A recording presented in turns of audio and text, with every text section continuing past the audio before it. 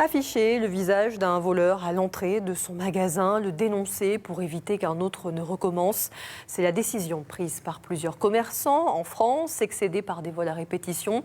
Notre île n'échappe pas à la tendance qui grandit grâce à la vidéosurveillance ou encore aux réseaux sociaux. La pratique reste pourtant illégale. Les professionnels qui le font s'exposent à des sanctions. Alors un député de l'Ain souhaite changer les choses et autoriser ce type d'affichage. Explication, réaction, c'est avec Agathe Bichstein. Le visage d'un voleur, c'est la solution que trouvent certains commerçants pour contrer ce fléau. Une solution pour laquelle un député de l'Ain va proposer une loi. Dans ce commerce, les clients qui partent sans payer, voire les agressions, sont récurrentes. Mais pour autant, les vendeuses ne sont pas convaincues par cette solution. Ça peut nous porter préjudice plus tard en fait. En sortant du travail ou autre, ils peuvent venir nous agresser tout simplement, sachant qu'on a affiché leur visage dans les commerces. Afficher les photos pour moi, c'est pas quelque chose qui va les dissuader, ça va plus les énerver je pense qu'autre chose. Ce restaurateur a été victime d'une tentative d'effraction.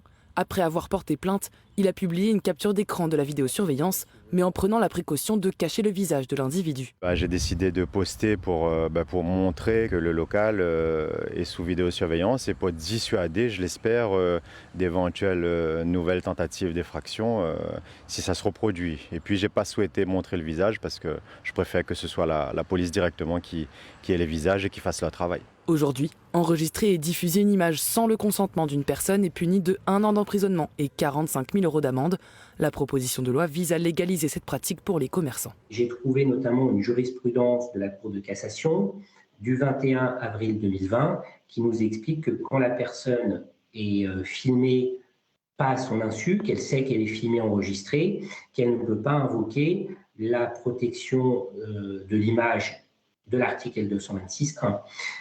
Donc c'est simplement donner une valeur plus importante à cette jurisprudence en lui donnant une valeur légale et de manière encadrée.